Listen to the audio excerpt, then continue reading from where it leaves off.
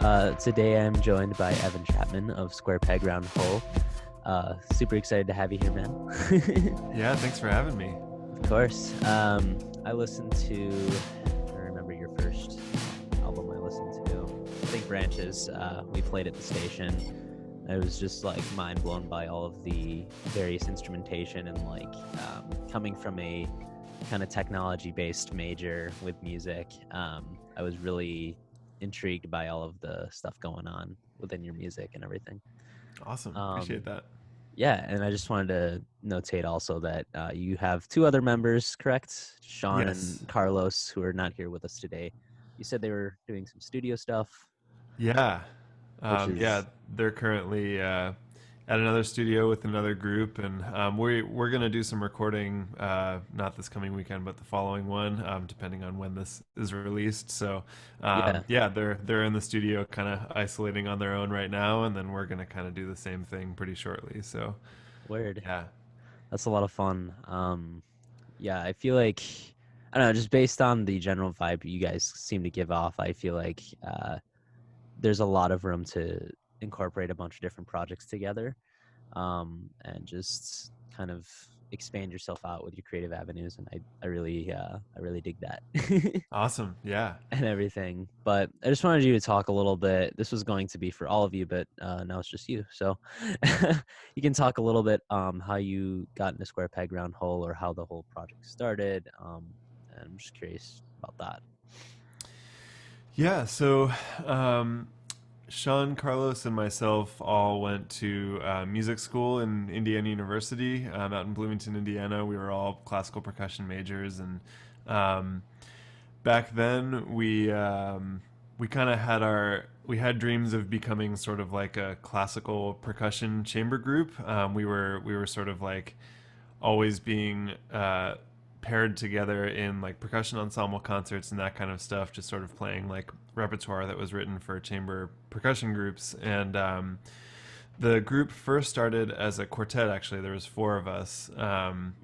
And we were just kind of like learning music that had been written for percussion, kind of all sort of under a relatively academic umbrella. It was kind of just like, learning scores and notated music that had been written prior. And um, the more, Yeah. and we put on a couple shows like that. And the more that we did that, the more that we realized that there was actually like a really specific kind of like aesthetic to the music that we actually wanted to be playing. Like our net was pretty wide at the very beginning, and then we kind of like got more specific, and we were like, actually, we really like music that incorporates electronics and is like melodic and kind of like loud and has attitude and is kind of more like post rock, like loud Yeah. rock driven. And then from there, kind of just there was just this kind of like gradual linear progression from like academic percussion chamber group to essentially like post rock electronic band that still kind of includes those elements. Like we have a vibraphone and we use a lot of like glockenspiels and just like kind of percussion instruments that came from that sort of like formation. But now it's, we play bills with other rock bands, and we're very much like a loud rock band at this point. Yeah. I find that really interesting because I was wondering like where all of your backgrounds would be from, and the percussion thing makes a lot of sense now. Yeah. Just hearing the bombastic kind of nature of your sound in general, and I think that's really awesome. And I'm glad you guys kind of moved away from the academic. Like the academic thing is cool, don't get me wrong, but um, taking that and making it your own thing is really awesome too. Yeah, we're always sort of like trying to find just kind of like where that balance is. Like, like we really like playing loud rock shows and doing those kinds of tours and that kind of stuff, but we also like sort of like honoring that whole part of our just kind of who we are. And so when we do tours now, it's usually like, we'll do the normal rock dates, like evening headliner shows or whatever, but then we'll pair it with maybe like a clinic or a master class at a local university or something. Yeah, Just so we kind of like show percussion students that there can be more to percussion than just like playing in an orchestra or whatever. right. Like, you can write your own music and be influenced by things that aren't just like classical percussion music. Yeah, So, yeah. that's amazing. I wish people would approach it that way a lot more too. I feel like, especially in schools of music across the country, there's maybe like, yeah, that initial pushback from like, oh, you can actually take this and not just, go into this preordained path, I guess. Um, and that's really important for people to like realize, I feel like. Definitely. Yeah. And then just, of course, another general icebreaker. What is the meaning behind the band name Square Peg Round Hole?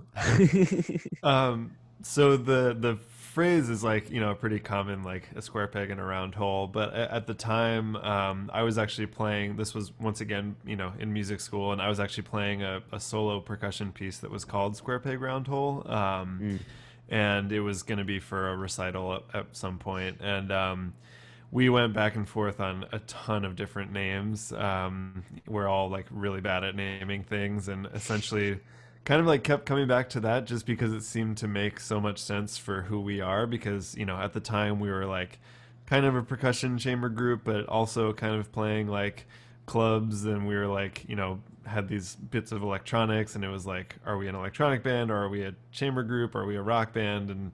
And still to this day, I mean, we play bills with bands that are honestly like not similar to us at all. And it, for better or for worse, we're kind of like very much our own genre and thing. And I think that's yeah. what keeps it fun, but it also has, it can be a challenge when it comes time to like promote things and What do we like, do? What are we doing? yeah, What do we exactly. sound like? Yeah.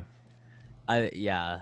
As a side note from that, from being music director the past year, I'm not in that role anymore, but uh just I love when the promoters send out like the RIYLs, like recommended if you like, and it's like you guys had like M83 and like a bunch of other artists, and I'm just like, this is like such a wide palette of artists. I Yeah. have to check this out. So yeah, I like that name also. It's just kind of, it encapsulates like the the band's identity, I guess, in terms of the diverse structure that you have in your songs and in composition and everything, which is awesome.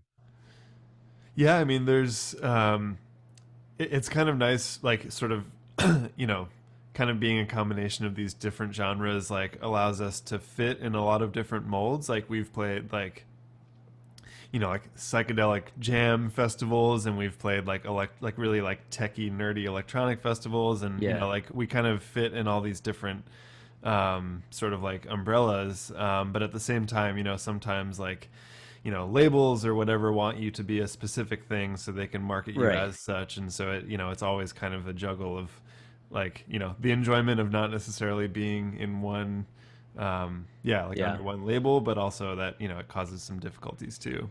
For sure. And just a side note about myself, like I have a strong leaning towards stuff like math rock, but I grew up in the blues and soul kind of domains. So I've been kind of doing a lot of like incorporation of both in my own sound, and it's really like, yeah, like I don't know what to call it or what to like do with it sometimes. Yeah, that's the best kind of music, is the stuff that you don't know what to call. It's like, where's this go? I don't know, but Yeah. that's awesome. And so another thing, how do you personally, like individually and I guess collectively approach collaboration? And this was supposed to be for multiple people to answer, but I'm sure you can take a stab at it. So how do you individually approach collaboration, and then the band collectively? Eh, how do they approach collaboration? My bad. Yeah. So I mean, over the years, we've kind of like really gotten comfortable in kind of like each of our own shoes, and kind of like what we feel comfortable contributing and what we're good at and what we're not good at. And I think um, we've really started to like let each other kind of do our own things in the things that we're good at. Like, I Carlos has always been like the chords guy. Like he just has his kind of like harmonic sense is way better than mine, and so when it comes time to like come up with a chord progression, I'm basically just like, Carlos, do your thing. Similarly, like I'm the drummer. We're all kind of percussionists, but I sit at a drum set. And so when it comes to just rhythmic like grooves and that kind of stuff, Sean and Carlos basically just let me do my thing. And Sean is the vibraphone wizard. Like usually writing like melodies, but also he's also kind of like a pedal board wizard as well because his vibraphone goes through a pedal board, kind of like a guitarist pedal That's how he board. gets that sound. I was wondering about that. That's so Yeah. cool. So I think the collaboration used to be a bit more like a I don't know, like we each were a dictator for a little bit. Like we would kind of be like, I have this song and this is what I want you to play. But I think over the years we've definitely just kind of like gotten off of each other's backs and we sort of just let each other be a cog in the wheel. And I think we've found that to be really satisfying because then the songs like really feel like our personalities and yeah, it just kind of makes the whole songwriting process a little bit smoother, and we can kind of like collaborate in real time while other people are coming up with their parts. Um, Yeah. but everything, I mean, most of the tracks at this point come originally usually from one of us. Like, you know, one of us will have sort of like the initial inspiration, and then we basically lay like a groundwork that might be like a MIDI demo or like an Ableton project file or something, and then we basically just come to the others. But it's usually not much. It's maybe like, you know, a section or two or a little beat or something, and then we basically just give that to the other members, and it's like, what do you guys want to do over Run this? wild with it. Yeah. Yeah, exactly. That's awesome. I was also curious too. You were saying stepping off each other's backs a little bit. You guys went to school together. When was Square Peg Round Hole originally like founded, quote unquote? I want to say it was like 2011, maybe So something you like guys have had that. like 9 years to get off each other's backs, Yeah, essentially, and kind yeah, of piggyback the idea train, if you will. So that's interesting to hear. And I like, yeah, I don't know, that's cool. yeah. I mean, it's also like with the progression from like kind of like academic chamber group to like rock band that writes our own music. Like there was also kind of a shift from like, you know, we used to just like we would actually just hand each other like scores and like it was like all notated and we'd be like play this. Right, But you know it's definitely gotten way more just like we make music just in the room together and so I think with that comes just more freedom to kind of like contribute how you want to instead of just being told what to do. So right. which is very much like a classical sort of thing, like you're used to, you know, a composer just handing you a sheet of music and be like being like play this. Play this. You Yeah, have no other choice. Like there's no right, exactly. improvisation. I think you need a balance of that. If you don't have any structure, it's just gonna sound like a jam band. That's just, and that's cool. Totally. But like, um, with your classical background, for all of you, I feel like that's kind of embedded within yourselves, and you got to put that on the table too, a little Totally. bit. And so now we're gonna get into the nitty gritty of the recording stuff. I'm curious about the differences of the process when you recorded silo songs compared to branches. Was there a greater limitation in silo because of the technology used, or did it open up some new creative avenues? I read a little bit on the silo songs bio before this interview. I was just really, you guys just used iPhones, correct? And some other stuff, which Yeah. was like mind blowing to me. Yeah, I mean, yeah, branches and silo songs could not have been more different, and that was kind of like by design. Like we always try and keep ourselves inspired by writing under different circumstances. Um, I guess going back to when was it? 2018, I think. We put out an EP called 5 Years, which was kind of like the first time that we had basically done something in between the big full lengths. Like we did sort of like a smaller, more specific EP, and in that one we basically just like Juniper, our second album, was very like heavy and very post rock, and it was like, you know, like we were very much like channeling Explosions in the Sky, and just like it was all Yeah. these like really big like roomy sounds, and we basically just wanted to see if we could do like the opposite of that. It was like let's not play any real drums and let's just like totally space things out and just have it be really ambient. But I guess the thing that we learned on 5 years was we basically like went to a room, which is the icebox at this place called Crane Arts here in Philly, which is basically just this gigantic empty, what used to be like a large freezer. And it's just like this huge empty white room, but it's massive, and the reverb tails are like like Way too 15 large. seconds long. Yeah. But it was a really fun experiment for us because we basically were like writing to that room, and so that meant that we were doing a lot of like really long, like spacey pads, and like we would have some horn players come in and they would just like record one tone, and like their reverb would just tail totally into their, Forever. yeah. Um, so after that, we went and did Branches, which was very much like super like official produced album. Like we went to Nashville and had it produced, and we had all these like collaborators. So then, I guess like what 5 years was to Juniper, we decided to kind of do a similar thing with Branches to Silo Songs, which was basically like we just did this huge album in a very specific way, and it was like pretty stressful, and it was like a big undertaking. Let's basically just like go to the middle of nowhere and just like go into it with no expectations whatsoever and just see what comes out of it. Um, Yeah. so kind of like 5 years was at this large like freezer room. For Silo Songs, we went to a silo, which was an Airbnb that was just like a grain silo on a farm that somebody had converted into a like living quarters. And but the plans for that actually came together pretty last minute. Like I think we even booked it once we had left. It was on a tour. It was like in the middle of the routing of a tour, and Right. I think we even like booked the Airbnb while we were on the tour, so we didn't even know necessarily that we were going to be writing new music. So we didn't come prepared with any of our recording equipment or anything. Oh, jeez. But which actually made it really fun because there are some like sounds that happened on Silo Songs that were totally just because we were in this In the we were, space. yeah, exactly. So there's one track, Afternoon, which at the end there's like really gnarly distorted like feedback happening over drums, and we basically like recorded. First, we recorded me playing drums with an iPhone, like just a voice memo, and then we basically like played that voice memo out of a speaker, and then recorded it again with the phone. So there was like crazy feedback Manual happening. reamping. Yeah.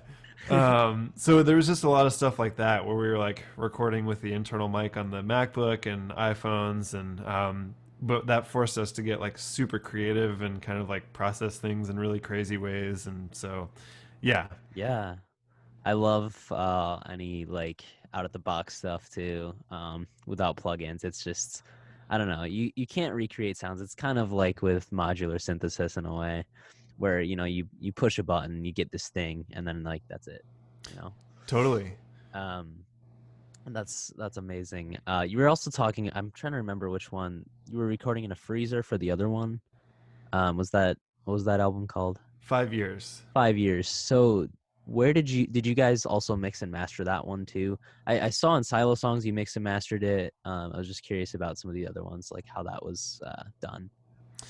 Yeah, I mean, the band has definitely always been like pretty DIY since the very beginning. The Corners, our very first album, was all us with the help of my brother, who helped out on Juniper as well, the second album. But it was definitely just us, kind of like my brother was a recording arts student at Drexel at the time here in Philly. Yeah, So we basically just like went after hours into the recording studio there and made right. everything with him. And then Juniper, we recorded at our house here in Philly with the help of Justin, but then sent it out to get mixed. So it was mixed by Brian Lawrenson of the band Copeland, which was awesome to kind of like put it in his hands after we had it. And Get a different set of ears too. It's really helpful. totally. And Branches was kind of like one step further of that, where we definitely like went into those sessions like having a pretty solid idea of some of the songs and that kind of stuff, but we wanted Darren King, the producer, to like bring a whole fresh kind of like vibe to, because Right. yeah, I mean, we went to school together, we've been playing music together for years, and so we were like, we should maybe have somebody else chime in here. um, It's like you can tell who mixed this, or maybe not. yeah. Type of thing. Um, but then, yeah, Silo Songs in 5 years, the kind of like in between EPs were very much just like 100% us and just kind of doing things on our own. So And one more quick thing on Silo Songs, was that pre-quarantine or was that that was just pre quarantine. wow. Yeah, we recorded that. It was, I think, like the very end of February into the 1st of March. It's pretty cold over there, I would imagine too. Yeah.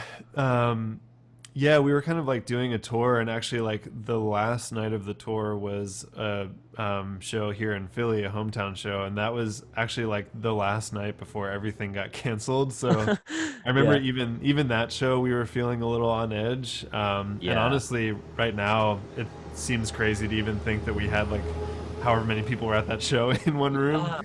Yeah. Um, but Yeah. yeah, the silo trip was, it was almost strange that we like did this very isolated like trip together, and then it was like, we ended up basically All being right, here's forced to do real that. isolation. Yeah, totally. It was, I'm trying to remember, was it in Missouri that it was recorded? Because Yeah. you guys were on tour. That makes sense. And yeah, sorry, my brain is just going all over the place. But I So, was thinking like you might get like different timbres depending on how warm it is or cold it is within the silo type of thing. You might get like different reverb or reflections. I don't know.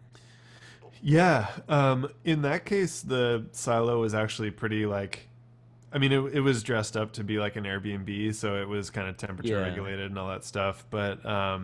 But I think if you were actually in just like a straight up bare like grain Yeah. silo, I think that would definitely be more of a thing. Yeah, for sure. I don't know. That was just something that kind of crossed my mind. Totally. Yeah.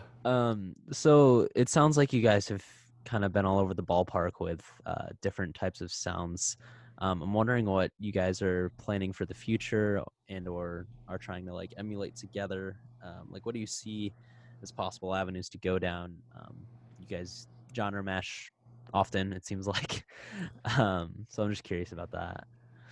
So with silo songs, we were um, kind of starting to play with basically like taking some of the compositional process basically like out of our hands, and kind of like finding these sort of like unexpected surprise, like the example of the phone feedback on the speaker, like just kind of. And there's another track, Evening, where Carlos was actually like repairing his roads because one of the tines was broken, and we were repairing it for a future show, and we basically like left it semi fixed, so it was like it hadn't been adjusted at all, and it was like really out of tune, and we basically were like, wait, freeze this moment in time and let's Yeah, like record a bunch of like samples with that, the broken tine essentially. yeah. um, so I think we've found a lot of enjoyment basically just in, yeah, like finding more unexpected sources of musical inspiration than us just like basically like making everything on our computer so it's perfect, and then we, Yeah. kind of like have total control over it. So I think moving forward, doing a little bit more of that, just kind of like trying to create like happy unexpected mistakes essentially and Happy surprises. accidents. Yeah. um, but also I think the three of us, like, we still love a lot of post rock, but I think we are kind of moving more heavily in just intertwining electronics and technology with the sound. Yeah, like Juniper was very much like loud rock drums, but now we're kind of messing around more with like triggering and just kind of like embedding more electronic layers within the, and kind of like making the acoustic drums sound more electronic, and just kind of like, yeah, just overall going in a bit more of a technological direction. So Yeah. yeah, Change with the times kind of thing. totally. Um, and who knows, you might end up doing something entirely different in like 5, 10 years. Like no one really knows. Totally. Yeah, absolutely. And then just for you, what is your favorite song you guys have created together? Oh, that's a great question. Wow. Or if Huh. you, or even if it's like favorite song per album. That's a little bit easier. Yeah.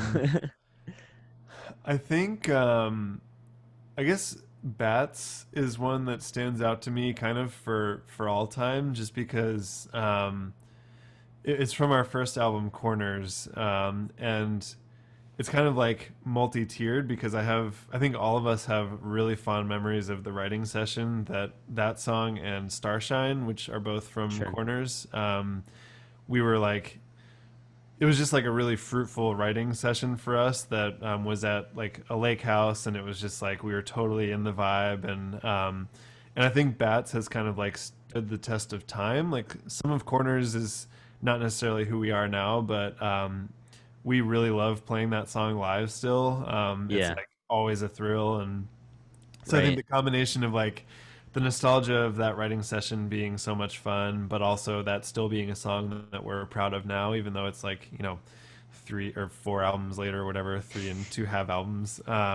Yeah, But yeah, I guess kind of Bats. that's off Corners.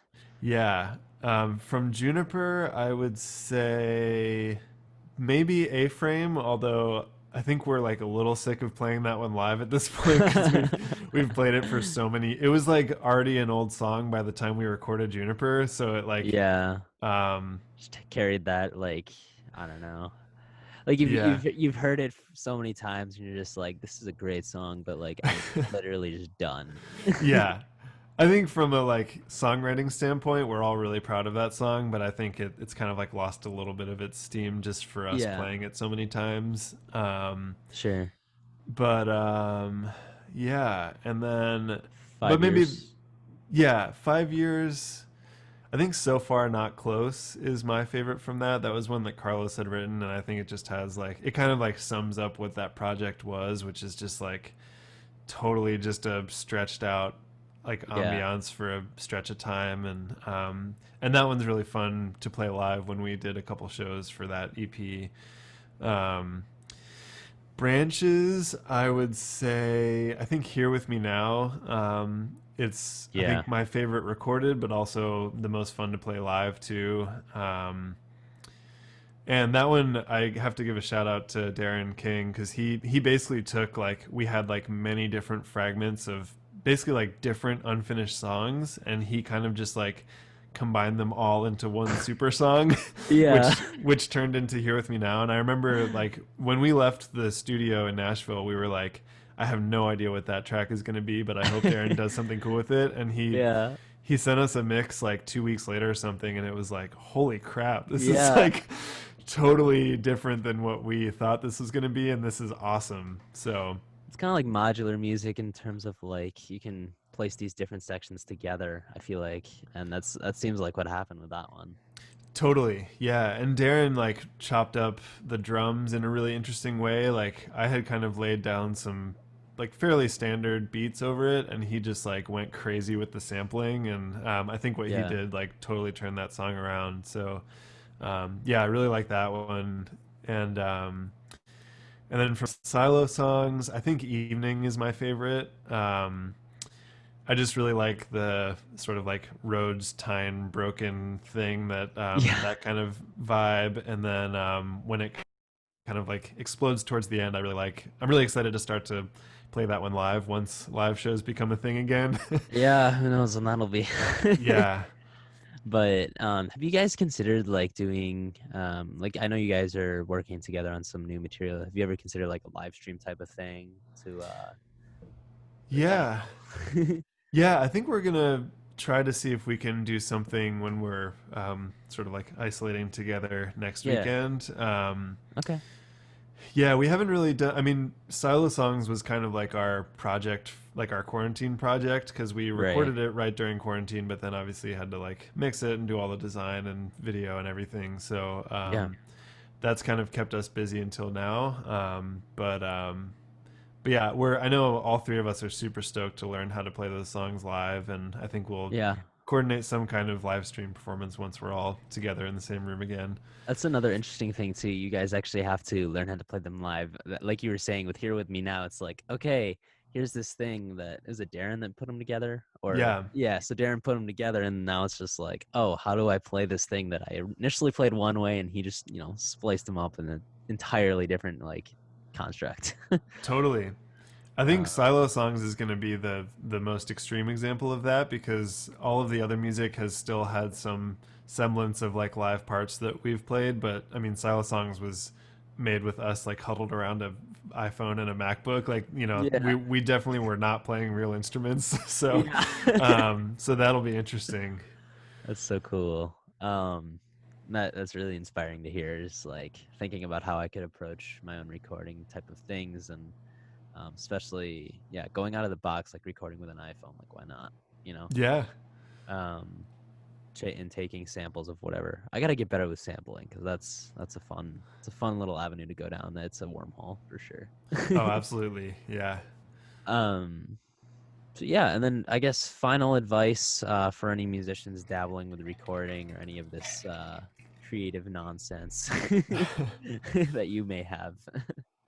I mean, I think everybody kind of has their own thing that inspires them, but I think for us, what's been the most gratifying is to basically just like always follow what like we wanted to do and not necessarily like we were talking about earlier with like not knowing what to call or do with these like math rock meets soul demos. Like I think that's kind of just what we've always done is like basically making things without really caring what they are or like what Yeah, label they're going to be or what genre they're going to be or any of that. And I think that's what's just kept things really exciting and inspiring for us. Like um, we get inspired by very random and different things, and I think the three of us are pretty good at never really being like, why would we do that? That's not like who we are as a band. It's always like, yeah, yeah, sure, let's give it a try. And I think it just kind of comes out sounding like us inherently just because it's like us three making it. yeah,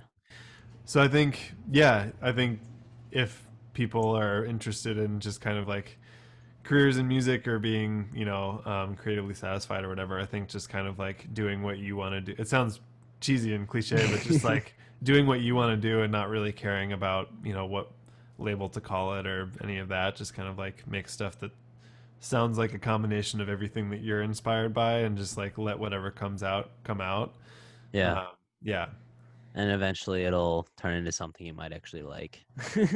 Yeah, I mean, I think the most successful, like, like people like Radiohead come to mind of like people who have had really long careers making really creatively satisfying music. Like, I think without really like, it's not apologetic music. It's like very much Yeah, just who they are. And I think the through line between groups like that is just people who have like, yeah, like very unapologetically just been themselves and not really like cared what other people thought. And like I think Radiohead is the example that comes out sticks out in right. my mind, because Yeah. I mean they basically got famous being a grunge rock band and then And moved now we totally. have Tom York being an electronic wizard. Yeah, Johnny exactly. Mud and all the dudes. So Yeah. um yeah, no, that's a very well thought out example too. I think. Yeah. um, but yeah, I think that's about all I have. Unless you had any other final thoughts on anything. I don't think so. I think we Yeah. run out of steam, but yeah, thank you so much, Evan, for doing this, and this will get posted eventually. Awesome. Yeah, thanks for having me on. I appreciate it. For sure, sometime in June. But yeah, all right, I'm gonna stop this recording. Peace, everyone.